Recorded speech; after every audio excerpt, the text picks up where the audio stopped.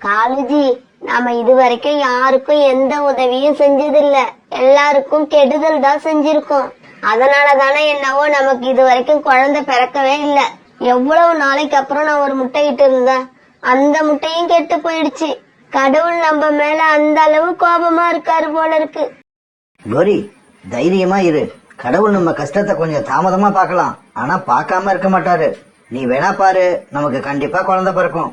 அப்புறம் இந்த முட்டை கெட்டு போனதை நினைச்சு நேத்துல இருந்து நீ எதுவுமே சாப்பிடல, ரொம்ப பசியில இருப்ப. நீ வீட்லயே இரு, வீட்டை விட்டு அங்க இங்க எங்கேயுமே போக கூடாது. நான் போய் உனக்கு உணவு ஏதாவது எடுத்துக்கிட்டு சீக்கிரமா திரும்பி வரேன். காலுஜி, தயவு செய்து சொல்றேன், இதுக்கப்புறம் எந்த திருட்டும் பண்ணாதீங்க. நானும் இனி எதையுமே திருட போறதில்ல. கடவுள் அப்பவாவது கண் திறந்து பாக்குறாரா பாப்போம். கோரி இப்படி சொன்ன உடனே காலு உணவு தேடுறதுக்காக வீட்டை விட்டு வெளியே கிளம்பி போச்சு. காலு இப்ப அந்த ஆத்தை தாண்டி ரொம்ப தூரம் பறந்து போய்கிட்டு இருந்துச்சு. ஏன்னா இவங்க இருந்த காட்டுல இப்ப உணவு கிடைக்கிறது ரொம்ப கஷ்டமாயிடுச்சு. அதனால உணவுக்காக பக்கத்து காடு வரைக்கும் பறந்து போக வேண்டியிருந்தது. இப்படி போன காலு பக்கத்து காட்டை போய் சேர்ந்துருச்சு. பக்கத்து காட்டுல போய் ஒரு மரத்துல உட்கார்ந்த காலுக்காக இப்படியும் அப்படியே திரும்பி பார்த்தது. இருந்தாலும் காலுவோட பறவையில உணவுக்கான பொருட்கள் எதுவுமே தென்படல. பிறகு காலுக்காக அங்கிருந்து கிளம்பலான்னு நினைக்க ஒரு மரத்து மேல இருந்த ஒரு பறவையோட கூட்டை பார்த்தது. அந்த கூட்டுல 2 முட்டைகள் இருந்தது. இப்ப என்ன பண்றது? இவ்வளவு தூரம் வந்து தேடியும் உணவு கிடைக்கவே இல்ல. இருந்தாலும் கோரிக்கு கண்டிப்பா உணவு எடுத்துக்கிட்டு போயே ஆகணும். இப்போதைக்கு நம்ம கண்ணுல படுறது இந்த 2 முட்டைகள் தான். கடவுளே, என்ன மன்னிச்சிடு. இதுதான் நான் செய்யற கடைசி திருட்டு. இதுக்கப்புறம் நான் எந்த பொருளையும் திருட மாட்டேன். இத கூட கோரியோட உடல்நிலைய மனசுல வச்சுதான் திருடுறேன். இதுக்கப்புறம் கண்டிப்பா நான் திருடவே மாட்டேன். இப்படி மனசுக்குள்ள நினைச்ச காலுக்காகவும் அந்த கூட்டுல இருந்த 2 முட்டையில ஒரு முட்டையை எடுத்துக்கிட்டு அந்த இடத்த விட்டு வேக வேகமா பறந்து தன்னுடைய வீட்டுக்கு போச்சு. கோரி அக்கா, எப்படி இருக்கீங்க? நதி பக்கம் போய் தண்ணீர் குடிச்சிட்டு வரலான்னு கிளம்புனேன். உங்க வீட்டு பக்கம் வந்த உடனே சரி உங்களையும் அழைச்சிட்டு போகலாமேன்னு தான் இங்க வந்தேன். இங்க வந்து பார்த்ததுக்கு அப்புறம் தான் தெரியுது நீங்க இப்படி அழுதுகிட்டு இருக்கீங்கன்னு. ஏன், என்னாச்சு? எதுக்கு அழறீங்க? சோனா, நானே ரொம்ப நாளைக்கு அப்புறம் இப்பதான் ஒரு முட்டையிட்டு இருந்தேன். அந்த முட்டையும் நேத்து கெட்டு போயிடுச்சு. இன்னைக்கு காலையில தான் அதையும் தூக்கி வெளியில போட்டேன். என்னோட தலையெழுத்த நினைக்கும் போது எனக்கு பசியும் எடுக்கல, தாகமும் எடுக்கல. கோரி அக்கா, உங்களோட நிலைமையை என்னால புரிஞ்சிக்க முடியுது. இருந்தாலும் அதை நினைச்சுக்கிட்டே இப்படி சாப்பிடாம தண்ணீர் குடிக்காம இருந்தா உங்களால எதையும் சாதிக்க முடியாது. வாழ்க்கையில நாம எதிர்நீச்சல் போட்டுதான் ஆகணும். ஆனா முடிவு இன்பமா இருக்கணுமா துன்பமா இருக்கணுமாங்கிறத கடவுள் தான் முடிவு பண்ணுவாரு. நீங்க வேணா பாருங்க, இவ்வளவு தூரம் மனசு கஷ்டப்படுற உங்களுக்கு கடவுள் கூடிய சீக்கிரம் ஒரு இன்பத்தை கொடுப்பாரு. இப்ப பட்ட கஷ்டம் எல்லாம் அப்ப மறந்து போயிடும். சோனா, நானும் என் மனசுக்கு எவ்வளவோ சமாதானம் சொல்லி பாக்குறேன். ஆனா என் மனசு சமாதானம் ஆகவே மாட்டேங்குது. நிமிஷத்துக்கு நிமிஷம் அந்த கெட்டு போன முட்டையே நினைச்சுக்கிட்டு இருக்கு. கோரி அக்கா, எனக்கு வேற டைம் ஆயிட்டே இருக்கு. ஏன்னா அங்க ஆத்தங்கரையில புறா அண்ணா எனக்காக காத்துட்டு இருக்கோம். இப்ப நாங்க ஆத்தங்கரைக்கு போய் தண்ணி குடிச்சிட்டு உடனே நாங்க உணவு தேட கிளம்பணும். பிறகு சோனா குருவி கிளம்பி நதி பக்கத்தை நோக்கி பறந்து போச்சு. ஏதோ ஒரு பறவை கூட்டுல இருந்து ஒரு முட்டையை திருடி எடுத்துக்கிட்டு வந்த காலுக்காக வழியில எங்கேயும் நிக்கவே இல்ல. ரொம்ப வேகமா பறந்து தன்னோட வீட்டுக்கு வந்து சேர்ந்துருச்சு. காலுஜி, இந்த முட்டையை எங்க இருந்து எடுத்துட்டு வந்தீங்க? எந்த பறவையோடது இந்த முட்டை? எந்த அம்மாவை ஏமாத்திட்டு இந்த முட்டையை திருடிக்கிட்டு வந்தீங்க? கோரி, இப்ப இந்த முட்டையை எடுத்துக்கிட்டு வந்திருக்கேன் பார். இதுதான் கடைசி திருட்டு. நான் வேற வழி இல்லாம தான் இந்த முட்டையை எடுத்தேன். ரொம்ப பசியில இருக்க உனக்கு என்னால வேற உணவை தேட முடியல. அதனால கடவுள்கிட்ட சொல்லிட்டு கடைசியா இந்த திருட்டை செஞ்ச. நீயும் அதே மாதிரி நினைச்சு கடவுள்கிட்ட மன்னிப்பு கேட்டு இந்த முட்டையை குடிச்சிரு. நாம 2 பேருமே இனிமே எந்த திருட்டும் பண்ண போறதில்ல. சரி கோரி, நீ முட்டையை குடிச்சிட்டு வீட்டுல இரு. நான் நதி பக்கம் போய் கொஞ்சம் தண்ணீர் குடிச்சிட்டு வந்துடுறேன். இப்படி சொன்ன காலு தண்ணீர் குடிக்க நதி பக்கம் பறந்து போச்சு. கோரி இப்ப அந்த முட்டையை எதுவுமே செய்ய தோணாம அந்த முட்டையே பாத்துக்கிட்டு உட்கார்ந்து வந்தது. இப்படி முட்டையை மறைச்சு பாத்துக்கிட்டே உட்கார்ந்து வந்த கோரியோட மனசுல இப்ப ஒரு ஐடியா வந்தது. இப்படி அந்த ஐடியா வந்த உடனே கோரிக்கு ரொம்ப சந்தோஷம் ஆயிடுச்சு. உடனே அந்த முட்டையை தூக்கி கொண்டு வந்து தான் உட்கார கூட்டுக்குள்ள மறைச்சு வச்சது. நான் இந்த முட்டைய பாதுகாப்பா வச்சிருப்பேன். நானே இதை அடக்காக்க போறேன். இதுல இருந்து வர குழந்தைய என் குழந்தையாவே வளர்ப்பேன். நான் இனிமே பழைய கோரியா இருக்க போறதில்ல. ஒரு நல்ல தாயா இருக்க என்னென்ன தகுதி வேணுமோ அது எல்லாத்தையும் நான் எனக்கு உண்டாக்கிக்க போறேன். காலண்ணா, இன்னைக்கு கோரி அக்காவை வீட்டுல போய் பார்த்தேன். அவங்க முட்டை கெட்டு போனதால ரொம்ப சோகமா இருக்காங்க. பார்க்கவே பாவமா இருக்கு. நான் ஒரு விஷயத்த சொல்லலாம்னு தான் நினைச்சேன். இருந்தாலும் நான் சொன்னா கோவப்படுவாங்களேன்னு நினைச்சு சொல்லாம வந்துட்டான். ஆனா இப்ப உங்ககிட்ட சொல்றேன், கேட்டுக்கோங்க. மத்த பறவைகளுக்கு கெடுதல் நினைக்கிறத விட்டுருங்க. திருடி சாப்பிடுறத மறந்துருங்க. நல்ல பறவையா, உண்மையான பறவையா மாறுங்க. அப்புறம் பாருங்க, கடவுள் உங்களுக்கு குழந்தைய கொடுத்து கண்டிப்பா சந்தோஷப்படுத்துவாரு. சோனா, தீய காரியங்கள் எல்லாம் பண்றது தப்புன்னு நாங்களே யோசிச்சு யோசிச்சு நானும் கோரியும் திருடுறது, பொய் சொல்றது எல்லாத்தையும் விட்டுட்டோம். இது உண்மை, எங்களை நம்பு. அன்னைக்கு சாயங்காலம் ஆச்சு. சோடா குருவி காலுக்காகவும் அவங்க கூட்டுக்கு பறந்து போனாங்க. கோரி, நான் கொண்டு வந்த முட்டையை சாப்பிட்டியா? உடம்பு இப்ப எப்படி இருக்கு? காலேஜி, நான் அந்த முட்டையை சாப்பிட்டுட்டேன். இப்ப எனக்கு உடம்பு கொஞ்சம் தேவலாம். இருந்தாலும் நான் இப்ப சொல்றத கடைசியா கேட்டுக்குங்க. இதுக்கப்புறம் நீங்க எப்பவுமே எந்த பறவையோட முட்டையும் திருடக்கூடாது. ஏன்னா முட்டைங்கிறது ஒரு உணவுப் பொருள் இல்ல, அது உள்ள ஒரு அம்மாவோட உயிரே இருக்கு.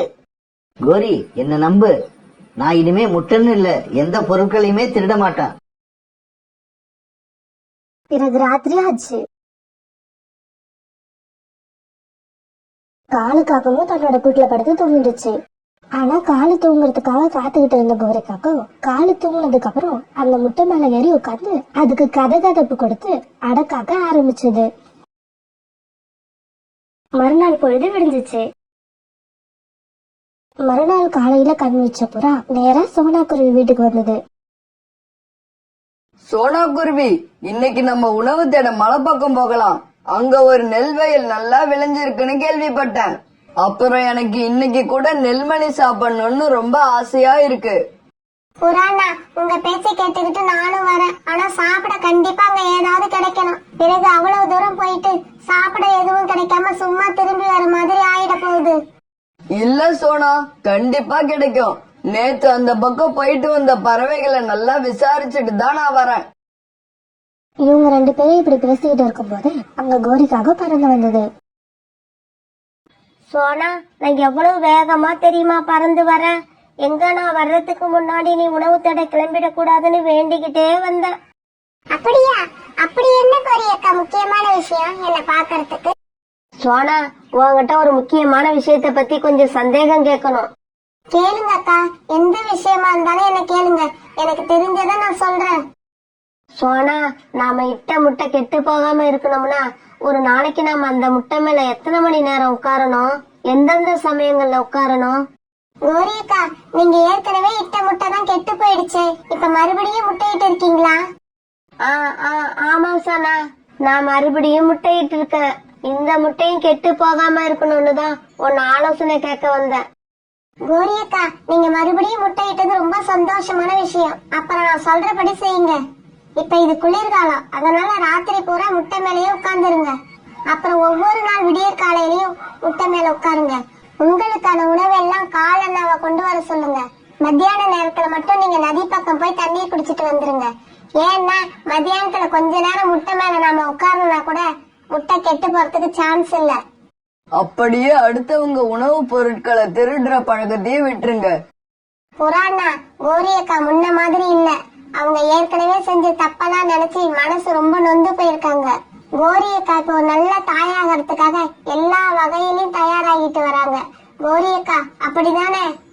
ஆமா சோனா, என்னைக்கு என் முட்டை கெட்டு போச்சோ அன்னைக்கே முடிவு பண்ணிட்டேன். இனி திருடவும் கூடாது, யாருக்கும் கெடுதலும் நினைக்க கூடாதுன்னு. இப்படி சொன்ன கோரி பிறகு அங்கிருந்து கிளம்பி வீட்டுக்கு பறந்து போச்சு. இப்படியே சில நாட்கள் நகர்ந்துச்சு. ஒரு நாள் காலுக்காக உணவு தேட வெளியில போயிருந்தப்ப கோரிக்காக வீட்டுல அந்த முட்டையே பார்த்துட்டு உட்கார்ந்துருந்தது. அப்ப அந்த முட்டை திடீர்னு கொஞ்சம் கொஞ்சமா ஆட ஆரம்பிச்சது. இப்படி ஆட ஆரம்பிச்ச அந்த முட்டை திடீர்னு 2ஆ உடைஞ்சு அதுக்குள்ள இருக்க ஒரு அழகான கீழ் குழந்தை வெளியில வந்தது. அம்மா அம்மா, பசிக்குதுமா, சீக்கிரம் ஏதாவது சாப்பாட கொடுங்கம்மா. அடடா, என் குழந்தை எவ்வளவு அழகா இருக்கு, எவ்வளவு அழகா பேசுது. இருடி செல்லம், அம்மா உனக்காகவே பழங்களை எடுத்து சேர்த்து வச்சிருக்கேன். இதோ இப்ப எடுத்துக்கிட்டு வரேன். இப்படி சொன்ன கோரிக்காவும் தான் வச்சிருந்த திராட்சை பழங்களை எடுத்து தான் குழந்தைகிட்ட கொடுக்க கிளி குழந்தை அதை ரொம்ப ஆவலா சாப்பிட்டது. இதே சமயத்துல உணவு தேட போன காலுக்காகவும் வீட்டுக்கு திரும்பி வந்துச்சு. கோரி, இவ்வளவு சின்ன குழந்தை நம்ம வீட்டுக்கு எப்படி வந்தது? அதுவும் கிளி குழந்தை எப்படி வந்தது நம்ம வீட்டுக்கு? காலுஜி, இத்தனை நாளா உங்ககிட்ட நான் ஒரு விஷயத்த மறைச்சிட்டேன். இப்ப நான் உங்ககிட்ட எல்லா உண்மையையும் சொல்லிடுறேன். கோரி, நீ என்ன சொல்ற? என்கிட்ட இருந்து எதை மறைச்ச? தெளிவா சொல்லு, எனக்கு எதுவுமே புரியல. காலுஜி, நீங்க பக்கத்து காட்டுல இருந்து நான் குடிக்கிறதுக்காக ஒரு முட்டைய திருடிக்கிட்டு வந்தீங்கல்ல, அந்த முட்டைய நான் குடிச்சிட்டதா பொய் சொன்னேன். அந்த முட்டைய மறைச்சு வச்சு நான் தான் அடை காத்துக்கிட்டு இருந்தேன். இப்பதான் அந்த முட்டையில இருந்து இந்த கிளி குழந்தை வெளியே வந்தது. கோரி, நீ செஞ்சதெல்லாம் சரின்னே வச்சுப்போம். ஆனா இந்த கிளி குழந்தைய இப்ப நம்மளால வளர்க்க முடியுமா? இது கிளி, நாமெல்லாம் காகங்கள். காலுஜி, இந்த கிளி குழந்தைய என்னால வளர்க்க முடியும். எனக்கு நம்பிக்கை இருக்கு. நான் வளர்த்து காட்டுவேன். இந்த கிளிய வளர்க்கறதுக்கு நீங்க சம்மதம் மட்டும் சொன்னா போதும். மீதி எல்லாத்தையும் நான் பாத்துக்கிறேன். கோரி, நீ இந்த கிளி குழந்தைக்கு ஒரு அம்மாவா இருக்க தயாரா இருக்கலாம். ஆனா என்னால இந்த குழந்தைக்கு ஒரு அப்பாவா இருக்க முடியாது. இந்த கிளி குழந்தைக்காக என்னால உணவு தேடி எடுத்துக்கிட்டு வர முடியாது. பரவாயில்ல காலுஜி, ஒரு அம்மாவா இருந்து இந்த குழந்தைக்கு என்னென்ன செய்யணுமோ எல்லாமே நானே செய்யறேன். ஆனா கூடிய சீக்கிரம் நீங்களும் இந்த குழந்தை மேல அன்பு செலுத்த ஆரம்பிப்பீங்க பாருங்க. இப்படி சொன்ன கோரிக்காகவும் தன்னோட குழந்தைய முதுகுல தூக்கிக்கிட்டு நதிக்கரையை நோக்கி பறந்து போச்சு. கோரி அக்கா, இந்த கிளி குழந்தைய பார்த்தா இன்னைக்கு பிறந்த மாதிரி இருக்கு. இது எப்படி உங்க கூட வந்தது? சோனா, உன்கிட்ட இருந்து நான் எதையும் மறைக்க விரும்பல. என்னோட முட்டை கெட்டு போன அன்னைக்கு காலேஜி பக்கத்து காட்டுல இருந்து நான் சாப்பிடறதுக்காக ஒரு முட்டைய திருடிக்கிட்டு வந்துச்சு. எனக்கு அந்த திருட்டு முட்டைய சாப்பிட விருப்பம் இல்லாம காலு கிட்ட இருந்து மறைச்சு வச்சிருந்தேன். அத பாதுகாத்து வச்சிருந்தேன். அத நானே அடக்காத்தேன். அந்த முட்டையிலிருந்து இந்த கிளி குழந்தை இப்பதான் வெளியே வந்தது. கோரி அக்கா, நீங்க செஞ்சது ஒரு பெரிய நல்ல காரியம்தான். நீங்க செஞ்ச காரியத்தை நினைச்சா எனக்கே உங்களை பாராட்டதான் தோணுது. இருந்தாலும் இந்த முட்டையை எழுந்துட்டு நிக்கிற அந்த அம்மாவை பத்தி நீங்க ஒரு நிமிஷம் யோசிச்சீங்களா? அந்த தாய் மனசு இந்நேரம் எவ்வளவு கஷ்டப்பட்டுட்டு இருக்கும். சோனா இப்படி பேசினதெல்லாம் கேட்டு கோரியோட கண்ணுல இருந்து கண்ணீர் வர ஆரம்பிச்சது. கோரி அக்கா, நீங்க இந்த கிளி குழந்தைய நீங்களே வளர்க்கறதா முடிவு பண்ணிட்டீங்களா? என்ன சொன்னா? என்ன பார்த்து இப்படி கேக்குற? குழந்தைக்காக நான் எவ்வளவு ஏங்கிக்கிட்டு இருந்தேன்னு உனக்கு தெரியாதா? கடவுளா பார்த்து கொடுத்த இந்த குழந்தைய நான் கண்டிப்பா கைவிட மாட்டேன். இந்த குழந்தையோட அம்மா இதை வளர்க்கறத விட 1000 மடங்கு நான் அன்பா வளர்ப்பேன். இந்த குழந்தைக்காகவே என்கிட்ட அந்த தீய பழக்கத்தை எல்லாத்தையும் விட்டுட்டேன். இந்த குழந்தைய ஒரு நல்ல பறவையா வளர்த்து காட்டுவேன். கோரி அக்கா, நீங்க பேசுறதெல்லாம் கேட்கும் போது எனக்கு சந்தோஷமா தான் இருக்கு. இருந்தாலும் இந்த குழந்தையால இப்ப எதுவும் உங்களுக்கு பிரச்சனை இல்ல. என்னைக்காவது ஒரு நாள் இந்த குழந்தையோட அம்மாவுக்கு உண்மை தெரிஞ்சதுன்னா உங்களுக்கு பிரச்சனை வரும்னு நினைக்கிறேன். பிறகு சாயங்காலம் ஆச்சு. சோனா குருவி தன்னோட வீட்டுக்கு பறந்து போச்சு. கோரிக்காகமும் தன்னுடைய கிளி குழந்தைய தூக்கிக்கிட்டு தங்களுடைய வீட்டை நோக்கி பறந்து போச்சு. கோரி, நீ இந்த கிளி குழந்தைய வளர்க்கணும்னு ஆசைப்பட்டா இந்த குழந்தைய வீட்டை விட்டு வெளியில அழைச்சிக்கிட்டு போகாத. இந்த குழந்தைய பார்த்தா மத்த பறவைகள் எல்லாம் என்ன கிண்டல் பண்ணுவாங்க. ஏன்னா காகத்தோட குடும்பமும் கிளிகளோட குடும்பமும் வேற வேற. நம்ம ஜாதிக்கும் கிளி ஜாதிக்கும் ஒத்து வராது. காலேஜி, ஒரு நல்ல அம்மாவுக்கு ஜாதி எல்லாம் கண்ணுக்கு தெரியாது. குழந்தை மட்டும்தான் கண்ணுக்கு தெரியும். அம்மா, அப்பா என்ன பார்த்து பார்த்து உங்ககிட்ட ஏதோ கோபமா பேசுறாங்களே, என்னம்மா பேசுறாங்க? டிங்கு, உங்க அப்பாவுக்கு இப்ப உன் மேல அன்பே இல்ல. ஆனா நீ அத நினைச்சு கவலைப்படாத. நீ இன்னும் கொஞ்சம் வளர்ந்துட்டினா உன் மேல அன்பு செலுத்த ஆரம்பிச்சிடுவாங்க. பிறகு ராத்திரி ஆச்சு. எல்லாரும் படுத்து தூங்குனாங்க. இப்படியே சில நாட்கள் நகர்ந்துச்சு. ரீட்டா, நம்மளோட பையன் இப்ப கொஞ்சம் கொஞ்சம் பறக்க ஆரம்பிக்கிறான்ல. இன்னும் கொஞ்ச நாள்ல நம்ம உணவு தேட போறப்ப அவனும் நம்ம கூட வர ஆரம்பிச்சிருவான். என் குழந்தை இப்ப விளையாட துணை இல்லாம தனியா உட்கார்ந்து இருக்கிறத பார்த்தா எனக்கு மனசு ரொம்ப கஷ்டமா இருக்குங்க. என்னோட இன்னொரு முட்டையை எந்த கழுகு திருடிட்டு போய் குடிச்சிச்சோ, அந்த முட்டை மட்டும் என்னிடம் திருட்டு போகாம இருந்திருந்தா இந்நேரம் அந்த குழந்தையும் பிறக்க ஆரம்பிச்சிருக்கோம். ரீட்டா, இந்த குழந்தைய பார்த்து சந்தோஷப்படறதுக்கு திருட்டு போன முட்டைய மறந்துரு. அதையே நினைச்சுக்கிட்டு இருந்தா உன்னால நிம்மதியா இருக்க முடியாது. நானும் அதை மறக்கணும்னு தான் நினைக்கிறேன். ஆனா என்னையும் அறியாம அப்பப்ப அந்த முட்டை நினைப்பு வந்துகிட்டே இருக்கு. சரி ரீட்டா, சீக்கிரம் கிளம்பு. இன்னைக்கு நாம கடற்கரை பக்கம் போகணும். அங்க சுவையான கொய்யா பழங்கள் நிறைய இருக்குன்னு கேள்விப்பட்டேன். பிறகு அந்த கிளியோட குடும்பம் கடற்கரையை நோக்கி பறந்து போச்சு. நம்ம கிட்ட இருந்து திருட்டு போன முட்டையில இருந்து வெளிவந்த கிளி குழந்தை இப்ப பக்கத்து காட்டுல ஒரு காகம் குடும்பத்துல வளருதுங்கிற விஷயம் இவங்க யாருக்குமே தெரியாது. கோரி, கடற்கரை பக்கம் உள்ள காட்டுல இப்ப பழங்கள் கொஞ்சம் அதிகமா கிடைக்குதுன்னு கேள்விப்பட்டேன். அதனால நான் இன்னைக்கு அந்த பக்கம் தான் போறேன். ஆனா இந்த குழந்தைக்கு என்னால உணவு கொண்டு வர முடியாது. இந்த குழந்தைக்கு உணவு வேணும்னா அதை நீயே உன்னோட சொந்த முயற்சியில கொண்டு வந்துக்க. இத கேட்ட அந்த கிளி குழந்தை அழ ஆரம்பிச்சது. காலுஜி, உங்களுக்கு கொஞ்சம் கூட இரக்கமே கிடையாதா? நீங்க சொன்னதை கேட்டுட்டு இந்த குழந்தை எப்படி அழுவுது பாருங்க. இந்த குழந்தை உங்களை அப்பான்னே நினைச்சுக்கிட்டு இருக்கு. நீங்க இது உங்களோட குழந்தைய கூட நினைக்க வேண்டாம். இதுகிட்ட வெறுப்ப காட்டாமலாவது இருங்க. கோரி இப்படி சொல்ல அதுக்கு எந்த பதிலும் சொல்லாம காலுக்காக வீட்டை விட்டு பறந்து போச்சு. இப்படி கிளம்புன காலுக்காகவும் கடற்கரை பக்கம் உள்ள காட்டை நோக்கி பறந்து போச்சு. இப்படி பறந்து போன காலுக்காகவும் கொஞ்ச நேரத்துல கடற்கரை பக்கம் உள்ள காட்டுக்கு போய் சேர்ந்துருச்சு. அங்க நிறைய மரங்கள்ல வகை வகையான பழங்கள் இருந்துச்சு. இதையெல்லாம் பார்த்து ரொம்ப சந்தோஷமான காலுக்காகவும் ஒரு மரத்துல உட்கார்ந்து கொஞ்சம் பழங்களை சாப்பிட்டது. நாம இன்னைக்கு வீட்டுக்கு திரும்பி போகும்போது கோரிக்கு நிறைய பழ வகைகளை கொண்டு போலாம். இப்படி நினைச்சு ரொம்ப சந்தோஷப்பட்ட காலு சாப்பிட்ட களைப்பு போக ஒரு மரத்தோட அடியில படுத்து லேசா கண்ணை மூடிச்சு. இப்படி கண்ணை மூடின காலுக்காகவும் கொஞ்ச நேரத்துல தன்னை அறியாம நல்லா தூங்கிடுச்சு. இப்படி காலுக்காக தூங்கின கொஞ்ச நேரம் கழிச்சு அந்த மரத்து மேல ஒரு கழுகு வந்து உட்கார்ந்தது. அப்படி வந்து அந்த கழுகு உட்கார்ந்த கிளை ஏற்கனவே உடைஞ்சு போய் அந்த மரத்தோட லேசா ஒட்டிக்கிட்டு இருந்த கிளை. அப்படி இருந்த அந்த வலிமை இல்லாத கிளை மேல கழுகு வந்து உட்கார்ந்த உடனே கழுகோட பாரம் தாங்காம அந்த கிளை முறிச்சுக்கிட்டு கீழே விழுந்தது. அப்படி விழுந்த கிளையும் நேரா மரத்தை கீழே தூங்கிக்கிட்டு அந்த காலுக்காக மேல போய் விழுந்தது. என்ன காப்பாத்துங்க, என்ன காப்பாத்துங்க, யாராவது என்ன காப்பாத்துங்க, என் மேல மரத்தோட கிளவுன்னு விழுந்து இருக்கு, என்ன யாராவது காப்பாத்துங்க. இப்படி கத்தின காலுக்காகவும் அந்த கிளைய கீழே தள்ள எவ்வளவோ முயற்சி பண்ணுச்சு. இருந்தாலும் காலுக்காகத்தால அந்த கிளைய அசைக்க கூட முடியல. இப்படி முயற்சி செஞ்சுக்கிட்டு இருந்த காலுக்காகவும் ஒரு கடத்துல உடல் ரொம்ப களைச்சு போய் யாராவது வந்து தூக்கி விட மாட்டாங்களா அப்படின்னு எதிர்பார்க்க ஆரம்பிச்சது. அங்க காலுக்காகத்தோட வீட்டுல கடற்கரை பக்கம் உள்ள காட்டுக்கு போன காலுக்காகவும் சாயங்காலம் அகியும் வீட்டுக்கு திரும்பலான்னு உடனே கோரிக்காகவும் கவலைப்பட ஆரம்பிச்சது. டிங்கு, காலையில போன உங்க அப்பா சாயங்காலம் ஆகி இன்னும் வீடு திரும்பல.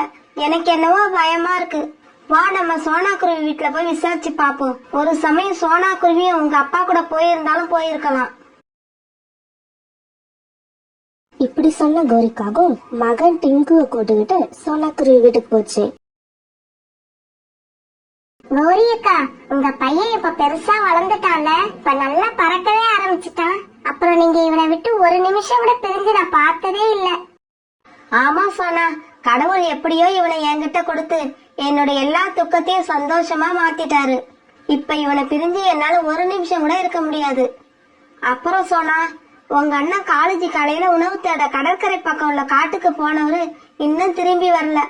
அதான் உனக்கு ஏதாவது செய்தி தெரியுமான்னு கேட்டுட்டு போகலான்னு வந்தா. கோரி அக்கா, காலையில போன கால அண்ணா இந்நேரம் திரும்பி வந்திருக்கணுமே, ஏன் இன்னும் வரல? ஏதாவது கஷ்டத்துல மாட்டிக்கிட்டாங்களா? சோனா, நான் இப்ப காலேஜை தேடிட்டு கடற்கரை பக்கம் உள்ள காட்டுக்கு போக போறேன். ஆனா எனக்கு கடற்கரை பக்கம் உள்ள காட்டுக்கு போறதுக்கான வழி சரியா தெரியாது. நீ கொஞ்சம் என் கூட வந்து போகிறதுக்கு வழி காட்ட முடியுமா? எனக்கு என்னவோ காலேஜை நினைச்சா ரொம்ப பயமா இருக்கு. காலேஜ் எங்க போனாலும் சீக்கிரம் வீட்டுக்கு வந்துருவாரு. இவ்வளவு நேரம் தாமதம் ஆக்கினதே கிடையாது. கோரி அக்கா, கவலைப்படாதீங்க, நானும் உங்க கூட வாரேன். எனக்கு கடற்கரை பக்கம் உள்ள காட்டுக்கு போறதுக்கான வழி நல்லா தெரியும். வாங்க, நம்ம சீக்கிரம் கிளம்புவோம். சோனாகுருவி இப்படி சொல்ல பிறகு 3 பேரும் கிளம்பி கடற்கரை பக்கம் உள்ள காட்டை நோக்கி பறந்து போனாங்க. இவங்க போன பயணம் என்னவோ கொஞ்சம் தூரம் அதிகம்தான். இருந்தாலும் இவங்க 3 பேரும் வழியில எங்கேயுமே நிக்காம பறந்து போனதால சீக்கிரமா கடற்கரை பக்கம் உள்ள காட்டை போய் அடைஞ்சாங்க. பறவையே, எங்க காட்டை சேர்ந்த காகம் ஒண்ணு காலையில இந்த காட்டுக்கு வந்தது. ஆனா இப்போ வரைக்கும் திரும்பி வரல. நீங்க இந்த காகத்தை எங்கேயாவது பாத்தீங்களா? பறவைகளே, நான் கொஞ்ச நேரத்துக்கு முன்னாடி இந்த பக்கம் வரும்போது வழியில ஒரு காகம் மரத்தடியில படுத்து தூங்கிக்கிட்டு இருக்கிறத பார்த்தேன். ஆனா நீங்க தேடிக்கிட்டு வந்த காகம் அதுவா என்னன்னு எனக்கு தெரியாது. இப்படி சொன்ன அந்த பறவை அங்கிருந்து பறந்து போயிடுச்சு. சோனா, மரத்துக்கு அடியில படுத்து தூங்குதுன்னா அது கண்டிப்பா காலுவாதான் இருக்கும். என் காலுதான் எங்க படுத்தாலும் உடனே தூங்கிடும். சரி வா, நாம இன்னும் கொஞ்ச தூரம் முன்னால போய் அது காலுதானான்னு கன்ஃபார்ம் பண்ணிப்போம். இப்படி பேசிக்கிட்டு இவங்க இப்ப இன்னும் கொஞ்சம் முன்னாடி நோக்கி பறக்க ஆரம்பிச்சாங்க. இப்படி போன இவங்க 3 பேர்ல டிங்கு தான் முதல்ல தன்னோட அப்பாவை பார்த்தான். அம்மா அம்மா, அப்பா அத கீழே கிடக்குறாங்க, வாங்க அங்க போவோம். பிறகு எல்லாரும் காலுக்காகத்துக்கிட்ட போனாங்க. கோரிக்காகவும் சோனா குருவியும் காலுக்காக மேல கடந்த அந்த கிளைய தூக்க எவ்வளவோ முயற்சி பண்ணினாங்க. ஆனா அவங்களால கிளைய அசைக்க முடிஞ்சதே தவிர கிளைய தூக்க முடியல. காலுஜி, இப்ப என்ன செய்யறதுன்னே தெரியல. உங்க மேல கிடக்குற அந்த மரத்தோட கிளையை எங்களால அசைக்க கூட முடியல. கோரிக்காக இப்படி அழுதுகிட்டே சொல்ல அதை கேட்ட காலுக்காகவும் அழ ஆரம்பிச்சது. அப்பா அழுதத பார்த்த டிங்கு இப்படி பேச ஆரம்பிச்சது. அப்பா அப்பா, அழாதீங்கப்பா. நீங்க கஷ்டப்படுறத பாத்துக்கிட்டு நான் சும்மா இருக்க மாட்டேன். கொஞ்ச நேரம் பொறுத்துக்குங்க, உங்களை நான் எப்படி இருந்தாலும் காப்பாத்திடுவேன். இப்படி சொன்ன டிங்கு வானத்துல கொஞ்சம் உயரமா பறந்து பிறகு தன்னோட குரல்ல ஆபத்து ஆபத்துன்னு கத்துச்சு.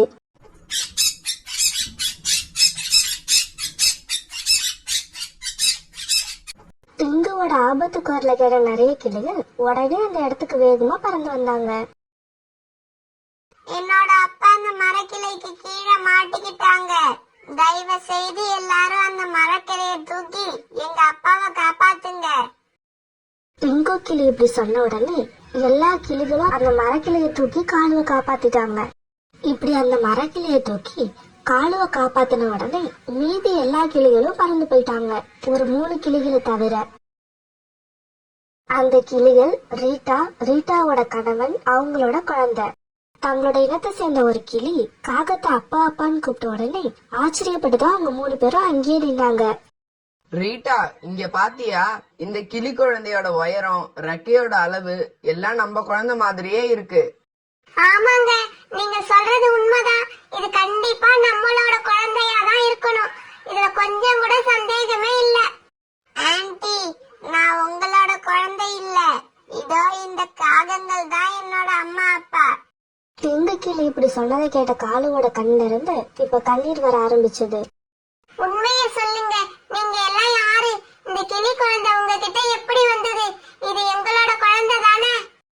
காலுஜி, வாங்க நாம இந்த இடத்த விட்டு போவோம். என்னோட குழந்தைய நான் யார்கிட்டயும் கொடுக்க மாட்டேன். இவன் என்னோட குழந்தை, இவன் எனக்கு வேணும். நானும் அம்மாதான். அப்ப என் குழந்தை எனக்கு தேவையில்லையா? இந்த குழந்தைய பிரிஞ்சு நான் எவ்வளவு கஷ்டப்பட்டேன்னு எனக்கு தான் தெரியும். நான் கூட்டுல வச்சிருந்த 2 முட்டையில ஒரு முட்டைய காணோம்னு மட்டும்தான் எனக்கு தெரியும். மத்தபடி இந்த முட்டை உங்ககிட்ட எப்படி வந்து சேர்ந்ததுன்னு எனக்கு தெரியாது. அந்த கிளி இப்படி சொன்ன உடனே இப்ப சோனா குருவி, கோரிக்காவும் காலுக்காகவும் இவங்க 3 பேருக்குமே அந்த கிளி குழந்தை அவங்களோட குழந்தைதாங்கிற உண்மை தெளிவா புரிஞ்சது. உண்மைதான், உங்க கூட்டுல இருந்து முட்டைய திருடிக்கிட்டு போனது நான் தான். நான் அந்த முட்டைய என் மனைவிக்கு உணவா எடுத்துக்கிட்டு போனேன். ஆனா கோரி அந்த முட்டைய கொல்ல விரும்பல. எனக்கு தெரியாமலே அதை பாதுகாத்து வச்சிருந்து இந்த குழந்தை வெளிவந்த உடனே அதை தன்னோட சொந்த குழந்தையாக்கிக்கிட்டா. இந்த குழந்தைய அவளேதான் வளர்க்கிறா. இந்த குழந்தை மேல அவ உயிரையே வச்சிருக்கா. தயவு செய்து இந்த குழந்தைய மட்டும் கேட்டுறாதீங்க. இது வரைக்கும் இந்த குழந்தை இல்லாம தன்னால வாழ முடியாதுன்னு கோரி மட்டும்தான் சொல்லுவா. ஆனா இப்ப என்னாலயும் இந்த குழந்தை இல்லாம வாழ முடியாது. சோனா குருவிக்கு என்ன பண்றதுனே தெரியல, யார் பக்கம் பேசுறதுன்னு தெரியல. 2 பேருமே குழந்தை வேணும்னு கேக்குறாங்க. இதுல என்ன முடிவு எடுக்கிறதுன்னு தெரியாம சோனா குருவி தவிச்சுக்கிட்டு இருந்தது. அப்ப அந்த பக்கமா ஒரு பெரிய பறவை ஒண்ணு பறந்து வந்தது. அது இந்த இடத்துல கூட்டமா பறவைகள் நிக்கிறத பார்த்த உடனே இங்க வந்து இப்படி கேட்டது. பறவைகளே, எதுக்காக இங்க எல்லாரும் கூட்டமா நிக்கிறீங்க? என்ன பிரச்சனை? இப்படி கேட்ட அந்த பறவைக்கு சோனா குருவி நடந்த எல்லா விஷயத்தையும் தெளிவா ஆரம்பத்துல இருந்து எடுத்து சொல்லுச்சு.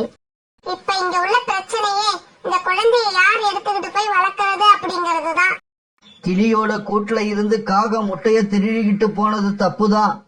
ஆனா அதை குடிச்சு தாம் பசிய போக்கிக்காம அதை பாதுகாத்து அடகாத்து அதுல இருந்து குழந்தைய வெளிவர வச்சு அது மேல இவ்வளவு பாசமாய் இருக்கிற பெண் காகத்தை நான் பாராட்டுறேன். ஆனா அதே சமயம் எந்த தவறும் செய்யாம தன்னோட முட்டைய திருட்டு கொடுத்துட்டு நிக்கிற அந்த பெண் கிளியையும் பார்க்க பாவமா தான் இருக்கு. அதனால இந்த விஷயத்துல என்னோட கருத்து என்னன்னா, கிளிகளே, நீங்க உங்க குழந்தைய தூக்கிக்கிட்டு இந்த காகங்கள் கூடவே அவங்க காட்டுக்கு போங்க. பிறகு அங்க போய் 2 குடும்பமும் ஒன்னா தங்குறாப்புல ஒரு பெரிய வீடு கட்டிக்கிங்க. இந்த 2 குழந்தைகளையும் வச்சுக்கிட்டு நீங்க 4 பேரும் ஒரே குடும்பமா சந்தோஷமா இருங்க. அந்த பறவையோட கருத்து எல்லாருக்குமே ரொம்ப பிடிச்சதால அப்படியே நடக்க சம்மதிச்சிட்டாங்க. பிறகு அந்த கிளி குடும்பத்தையும் கூட்டுக்கிட்டு சோனா குருவி, காலுக்காகம், கோரிக்காகம் இவங்க எல்லாரும் ரொம்ப சந்தோஷமா பறந்து போனாங்க.